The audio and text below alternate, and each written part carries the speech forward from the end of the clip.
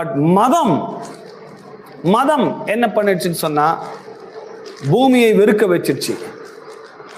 மதம் பூமியை வெறுக்க கூடாது. பூமியை நம்பாது, பூமி பொல்லாதது, பூமி மோசமானது.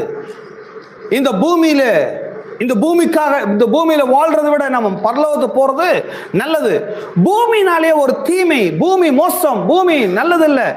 இந்த பூமி பாவப்பட்ட பூமி, பரிதாபமான பூமி என்று சொல்லி பூமியை பற்றின ஒரு தவறான அபிப்பிராயத்தை